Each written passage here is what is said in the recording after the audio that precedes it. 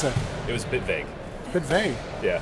All right, well, he looked good in practice, and we'll see how he feels tomorrow when he gets to the arena. How's that? Cool, thank you. Is this one of those rare, like, important regular season practices where you have the rare 2 off days at home, take the first day off? Yeah, it's first real practice we've had in a while, and it's good practice. We didn't scrimmage or anything. We didn't need to, but we went through a lot of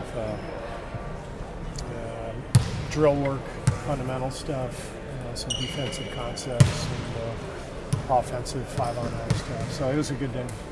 You guys have had a lot of great benches here since you've been here. Do you feel like this is the most versatile one?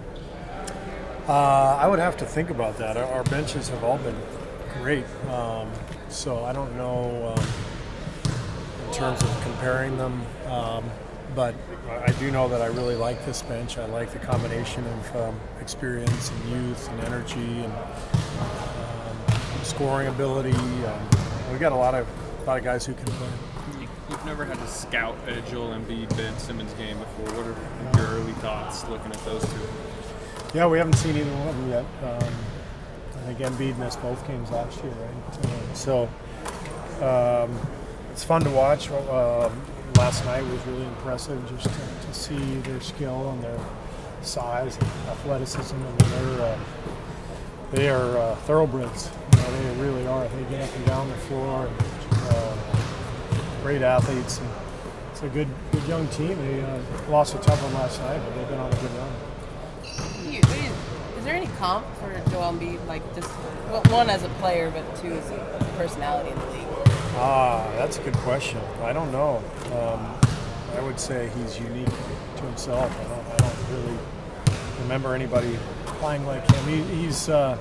He's built more like the old school centers, you know, the guys who just dominated on the low block, but he plays, you know, like the new school guys. He's out there shooting threes and handling the ball, and then he's got the personality to match. So I just want him to stay healthy because I think he will be, you know, one of the guys in the league who helps kind of run the whole thing.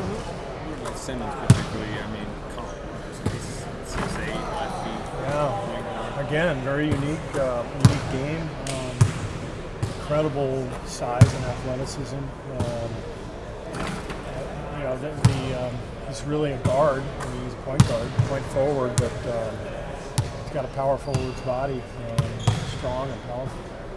They're kind of in the spot where you guys were, where you have all this talent, but you have to figure out how it fits together. Mm-hmm. Has Brett called you at all, or is there a call Pop and just sort of how do you get those guys to grow together? No, I mean, I haven't talked to Brett about any of that. I mean, he's done an incredible job. I mean, dealing with the losing over the last few years and keeping the energy and the mojo. Even last year when they were struggling, when we went into that building, it was electric. The fans can feel it coming, and it is coming. And Brett's been the right guy to kind of guide the ship through a very, very difficult period. But it feels like now is their time, and they're starting to emerge. Is there a benefit to having just played Karl Anthony Towns, having to prepare for Joel Embiid? They're similar in some senses. Yeah, I guess so. I mean, you know, I haven't thought of it. We didn't mention it in practice or anything, but you know, our guys watch games. They know what they're up against. Yeah. I was wondering if you could expand on something you said post-game about how it was, in a weird way, you appreciated an opportunity to see how your team would react without KD. Mm-hmm. And we all know you don't want guys to get injured. You just want to see that reaction. Right. What have you been reflecting on as far as having those small doses of adversity this early in the season? Well, it's mainly I know the power of guys 10 through 15. It's when you have a team as good as ours, as talented as ours, and you can afford to really go out of your way to help guys develop. And I think that's what makes our situation unique. A lot of teams have to scrap and claw for every game, and we're talented enough where we can sit a guy like KD and still win, or sit Steph or Andre. And that serves a lot of purposes. Number one, it gets us ready for if those guys are hurt. Like 2 years ago, Steph got hurt in the playoffs, missed like 6 games. I think we won 4 of them. and steadied the ship until he got back. And that was, we had to lean on Ian Clark, and we had to lean on other bench players, and so that's a huge advantage to be able to prepare for that. We're going to do that this year by playing everybody, by resting guys if they're banged up, maybe even a scheduled rest day for Andre or Sean or David, and keep playing everybody, keep building their confidence, and keep the development going. We saw a little bit of Caspi's personality the other night with the MVP chants. Is he usually that funny? What's his personality like? Very quiet. He loves the game. You can see the joy in his eyes, but he's not going to say a whole lot.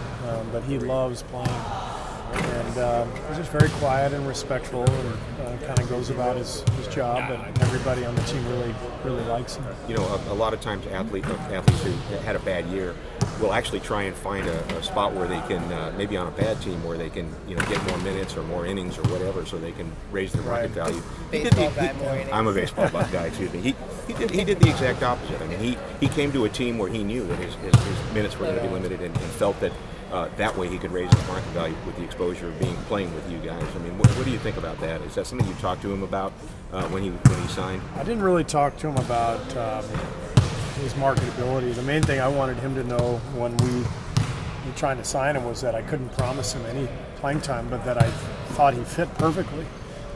Just watching him over the years, the way he cuts, the way he moves, the way he shoots the ball.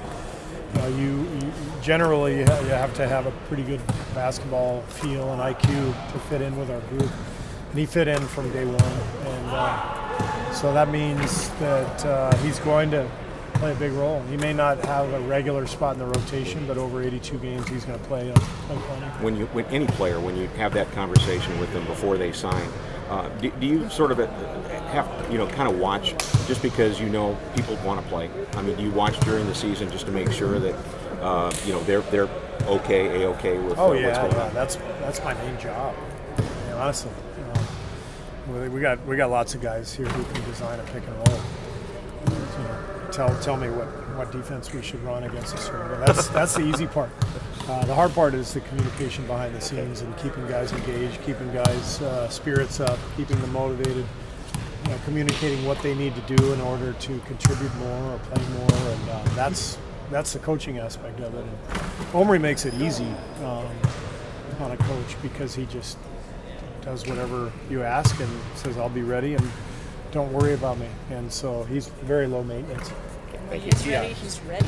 He's always ready. It's Yeah. a game. He comes in with a ton of energy. And as I said, he's got the feel that it's necessary to function with our group. Reminds me a lot of Andre and Sean in that regard. Like, there's just this innate feel for the game where you don't really have to tell him where to be. He's already there. It seems like he's always moving. How much of a benefit is that with second units, which can sometimes get a bit stagnant? He's out there and just kinetic energy all over the place. I think every time I've thrown him in this year, it's been other than the last game when KD was out and there was a hole there where we knew we had to play him. Every other time it's been, we're stagnant, we got nothing going, let's put Omri in, and the game changes. All right, thanks. Thanks, Steven. Thanks, Steve.